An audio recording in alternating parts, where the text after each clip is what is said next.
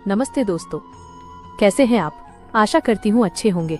आज मैं आपके लिए एक बार फिर शानदार जानकारी लेकर आई हूँ। अगर आपको ये वीडियो पसंद आया तो कृपया लाइक करें, शेयर करें और चैनल को सब्सक्राइब करना ना भूलें। साथ में बेल आइकॉन दबा दें ताकि आपको अगले वीडियो का नोटिफिकेशन मिल सके। मैं इसी तरह की जानकारी की वीडियो लाती रहती हूँ।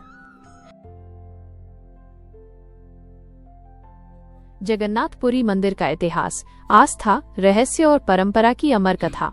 भारत की पवित्र भूमि पर स्थित 4 धामों में से एक जगन्नाथपुरी धाम केवल एक मंदिर नहीं, बल्कि हजारों वर्षों की आस्था, रहस्य और सनातन संस्कृति का जीवंत प्रतीक है। ओडिशा राज्य के समुद्र तट पर बसे पुरी नगर में स्थित श्री जगन्नाथ मंदिर भगवान विष्णु के अवतार श्री कृष्ण को समर्पित है, जहां वे जगन्नाथ, बलभद्र और सुभद्रा के रूप में पूजे जाते हैं। इस मंदिर का इतिहास जितना प्राचीन है, उतना ही रहस्यमय और चमत्कारी भी। जगन्नाथपुरी का प्राचीन नाम नीलांचल बताया जाता है। पौराणिक मान्यताओं के अनुसार सतयुग में यहाँ भगवान विष्णु नीलमाधव के रूप में पूजे जाते थे। यह पूजा एक आदिवासी प्रमुख विश्ववसु सबर राजा द्वारा की जाती थी। वे जंगल के भीतर गुप्त रूप से भगवान नीलमाधव की उपासना करते थे। समय के साथ इस दिव्य मूर्ति की ख्याति दूर दूर तक फैल गई। मालवा के राजा इंद्रद्युम्न ने जब नीलमाधव की महिमा सुनी तो वे उन्हें दर्शन देने के लिए नीलांचल आए।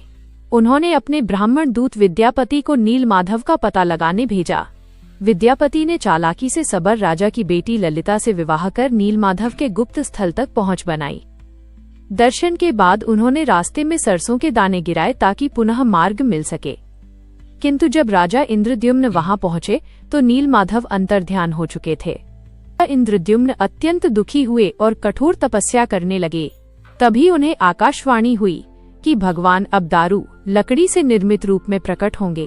समुद्र तट पर तैरती हुई दिव्य लकड़ी, दारू ब्रह्म को लाकर उससे भगवान की मूर्ति बनवाने का आदेश मिला। इस कार्य के लिए एक दिव्य वृद्ध बढ़ई प्रकट हुआ, जिसने शर्त रखी कि वो बंद कमरे में मूर्ति बनाएगा और जब तक कार्य पूर्ण न हो कोई द्वार नहीं खोलेगा। कई दिनों तक अंदर से कोई आवाज नहीं आई। संदेहवश राजा ने द्वार खुलवा दिया। तभी वो बढ़ई अदृश्य हो गया और मूर्तियां अधूरी अवस्था में ही रह गईं। यही कारण है कि भगवान जगन्नाथ, बलभद्र और सुभद्रा की मूर्तियां आज भी अधूरी प्रतीत होती हैं, बिना हाथ पैर के बड़ी गोल आंखों वाली। ऐतिहासिक प्रमाणों के अनुसार वर्तमान जगन्नाथ मंदिर का निर्माण 12वीं शताब्दी में गंग वंश के महान राजा अनंत वर्मन चोडगंग देव ने करवाया था। इस भव्य मंदिर का निर्माण कलिंग स्थापत्य शैली में किया गया है। मंदिर की ऊंचाई लगभग 214 फीट है और इसके शिखर पर सुदर्शन चक्र स्थापित है। आश्चर्यजनक बात यह है कि ये ध्वज हमेशा हवा की विपरीत दिशा में लहराता है, जो आज तक वैज्ञानिकों के लिए रहस्य बना हुआ है। जगन्नाथ का अर्थ है जगत का नाथ। यहाँ भगवान किसी एक जाति, वर्ग या संप्रदाय के नहीं, बल्कि समस्त मानवता के हैं। यही कारण है कि जगन्नाथ मंदिर में आदिवासी परंपराओं और वैदिक विधियों का अद्भुत संगम देखने को मिलता है। मंदिर की कई सेवाओं में आज भी सबर समुदाय की भूमिका अनिवार्य है, जो नीलमाधव परंपरा की स्मृति को जीवित रखता है। जगन्नाथपुरी की सबसे प्रसिद्ध परंपरा है रथ यात्रा, जो हर वर्ष आषाढ़ मास में होती है। इस यात्रा में भगवान जगन्नाथ, बलभद्र और सुभद्रा विशाल रथों पर सवार होकर गुंडिचा मंदिर जाते हैं। जगन्नाथ का रथ नंदी घोष, बलभद्र का रथ तालध्वज, सुभद्रा का रथ दर्पदलन। इस यात्रा में लाखों श्रद्धालु सम्मिलित होते हैं। मान्यता है कि रथ खींचने से मोक्ष की प्राप्ति होती। जगन्नाथ मंदिर की रसोई को विश्व की सबसे बड़ी मंदिर रसोई माना जाता है। यहाँ प्रतिदिन हजारों लोगों के लिए महाप्रसाद बनाया जाता है। आश्चर्य की बात यह है कि भोजन कभी कम या अधिक नहीं पड़ता। 7 बर्तनों में एक के ऊपर एक रखकर पकाया जाता है। सबसे ऊपर रखा भोजन पहले पकता है। यह सब आज भी रहस्य बना हुआ है। जगन्नाथ मंदिर की सबसे रहस्यमयी परंपरा है नवकलेवर। इसमें कुछ वर्षों में एक बार भगवान की लकड़ी की मूर्तियों को बदला जाता है। पुरानी मूर्ति के भीतर स्थित ब्रह्म पदार्थ को नई मूर्ति में गुप्त रूप से स्थानांतरित किया जाता है। इस प्रक्रिया के समय पूरा पुरी नगर अंधकार में डूब जाता है।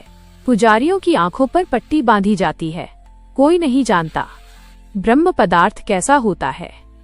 इतिहास में कई बार विदेशी आक्रमणकारियों ने इस मंदिर को नष्ट करने का प्रयास किया, लेकिन हर बार पुजारियों ने भगवान की मूर्तियों को सुरक्षित स्थानों पर ले जाकर रक्षा की। कहा जाता है कि भगवान स्वयं अपने भक्तों की रक्षा करते हैं और इसलिए आज भी ये मंदिर अक्षुण्ण खड़ा है। निष्कर्ष, जगन्नाथपुरी केवल तीर्थ नहीं बल्कि भक्ति आंदोलन का केंद्र, संत कबीर, चैतन्य महाप्रभु की साधना भूमि, ओडिशा की कला, नृत्य और संगीत का आधार।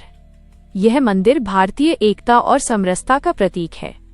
जगन्नाथपुरी मंदिर का इतिहास केवल पत्थरों और लकड़ी की कहानी नहीं है, बल्कि ये आस्था, विश्वास, रहस्य और भक्ति की अमर गाथा है। यहाँ भगवान स्वयं भक्त बनकर अपने लोगों के बीच निवास करते हैं। जहाँ भगवान अधूरे हैं वहीं आस्था पूर्ण है, जहाँ विज्ञान मौन है वहाँ भक्ति बोलती है। यही है श्री जगन्नाथपुरी मंदिर की अनंत कथा।